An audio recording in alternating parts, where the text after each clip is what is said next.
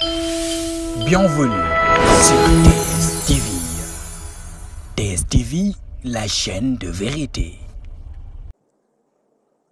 Madame la Présidente du Haut Conseil des collectivités territoriales, Monsieur le Président du Conseil économique, social et environnemental, Monsieur le Ministre de l'Éducation nationale, Monsieur le Ministre de la Formation professionnelle, Monsieur le Ministre de l'Enseignement supérieur, de la Recherche et de l'Innovation, Mesdames, Messieurs les membres du corps diplomatique, représentants des partenaires techniques et financiers, honorables députés, membres du Haut Conseil des collectivités territoriales et du Haut Conseil et du Conseil économique, social et environnemental, Mesdames, Messieurs les recteurs, doyens faire, inspecteurs d'académie, membres du corps enseignant et du personnel administratif, Mesdames, Messieurs les représentants des partenaires sociaux, Monsieur le parrain,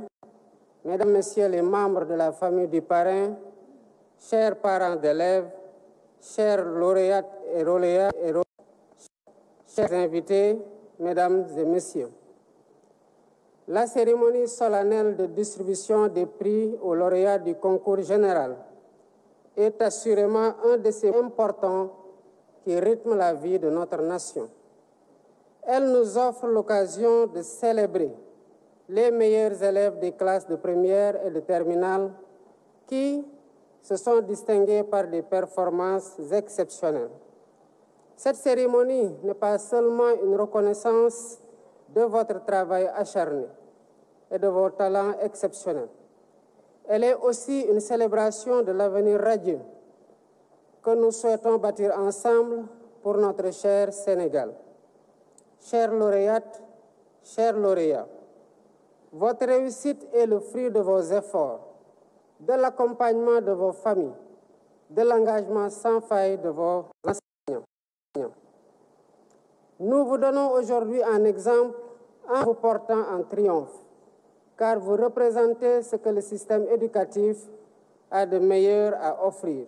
Venus d'horizons divers et de couches sociales diverses, vous êtes la preuve vivante que l'excellence est à la portée de tous ceux qui portent un rêve de réussite et persévèrent dans le travail acharné pour le réaliser. En cela, l'éducation est le socle sur lequel repose toute société juste, équitable et prospère. Elle est le rempart contre l'ignorance et les inégalités et le levier de la transformation sociale.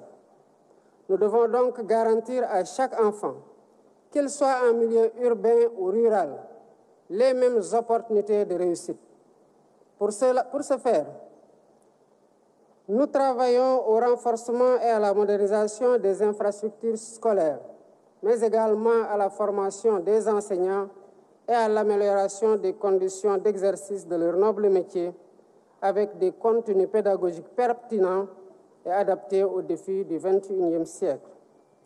C'est à travers une éducation de qualité que nous formons des citoyens éclairés, conscients de leurs droits et de leurs devoirs et aptes à participer pleinement au développement de notre pays.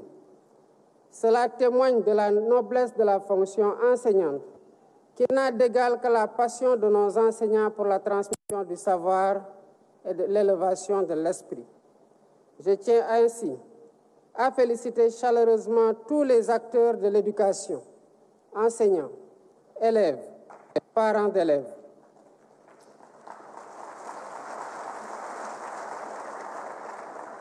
Je remercie particulièrement les partenaires ainsi que le comité d'organisation pour la réussite de cet événement phare de l'agenda républicain. Mesdames et Messieurs, cette cérémonie, au-delà de son aspect symbolique et festif, nous invite à une réflexion profonde sur notre système éducatif dans un monde de plus en plus complexe et exigeant. Le thème de cette année, enjeux, défis et perspectives pour une école au service de la souveraineté nationale, est d'une pertinence particulière.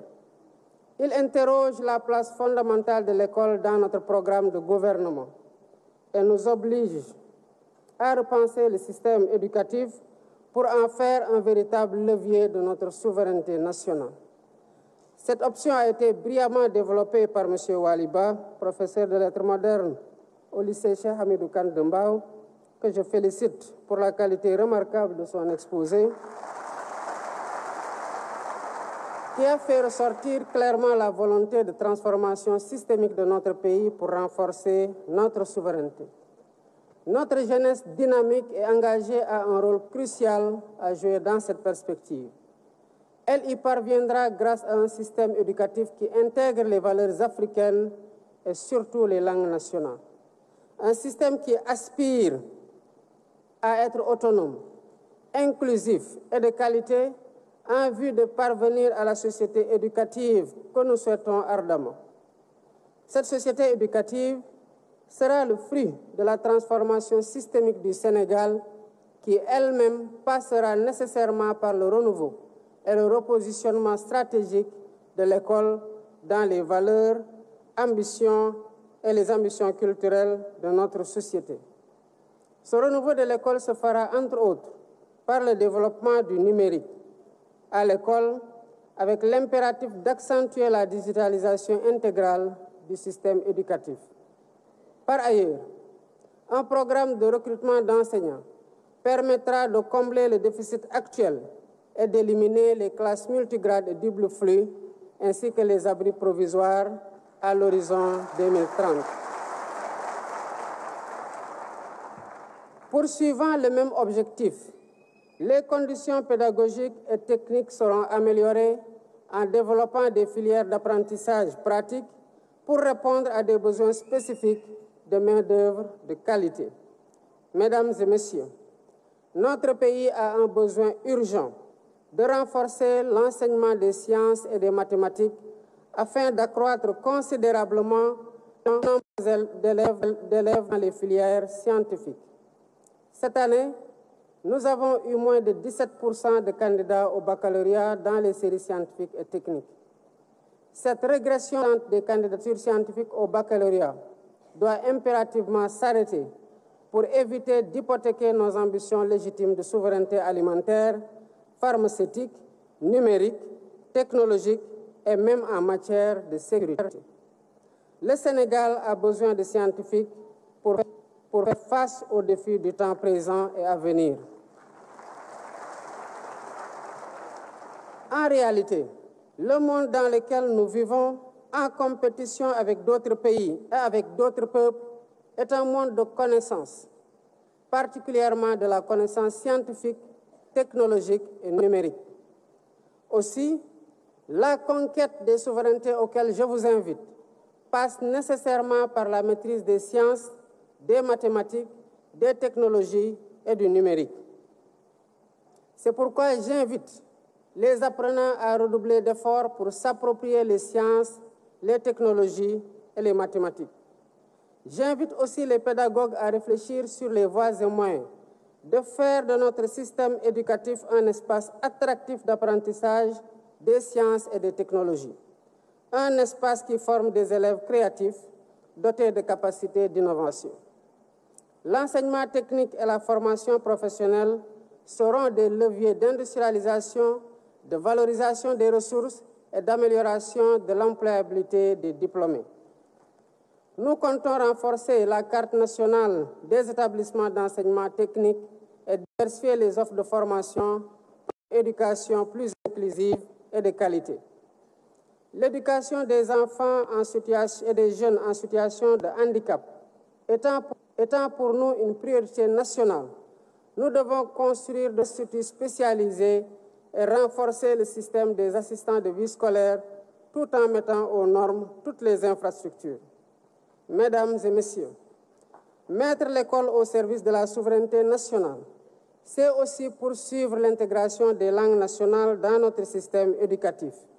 Les expérimentations en cours dans le cadre du modèle harmonisé d'éducation bilingue au Sénégal seront capitalisées en vue de mettre ces langues au cœur du dispositif d'enseignement. Par ailleurs, l'évaluation du système éducatif en cours permettra une mise en adéquation des programmes avec les réalités les enjeux du moment et les besoins de l'économie nationale.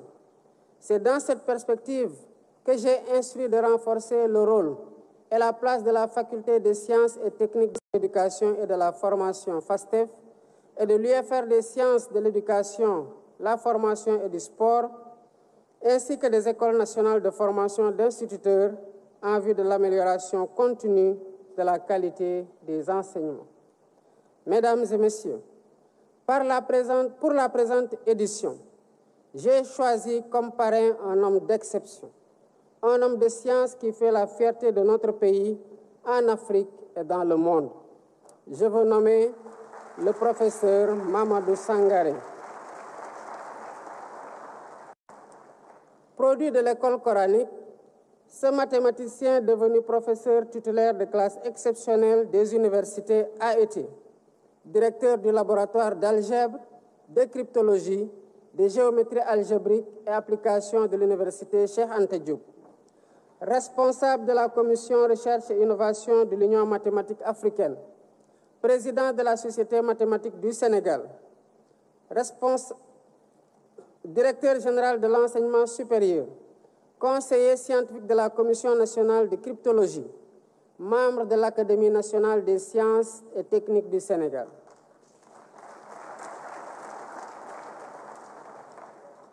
Chers lauréates, chers lauréats, j'ai porté mon choix sur le professeur Mamadou Sangaré afin que son brillant parcours vous éclaire et vous inspire. Vous devrez, comme lui, toujours persévérer dans le culte de l'effort et de l'excellence pour rester parmi les meilleurs. Vous vous êtes bien distingué parmi tous les élèves du Sénégal et je tiens à vous féliciter chaleureusement. Vous faites ma fierté personnelle. Vous faites aussi la fierté de toute la nation. En toutes circonstances, vous devez toujours cultiver l'esprit patriotique.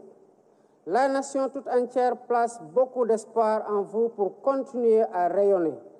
Le flambeau est déjà entre vos mains et nous sommes conscients que votre éducation n'a pas de prix. Car seule une éducation de qualité de notre jeunesse nous garantit un Sénégal souverain, un Sénégal juste, un Sénégal prospère dans une Afrique en progrès. Ensemble, continuons d'investir et de nous investir dans l'éducation pour un Sénégal meilleur. Vive le Sénégal, vive l'Afrique. Bienvenue sur TSTV. TSTV, la chaîne de vérité.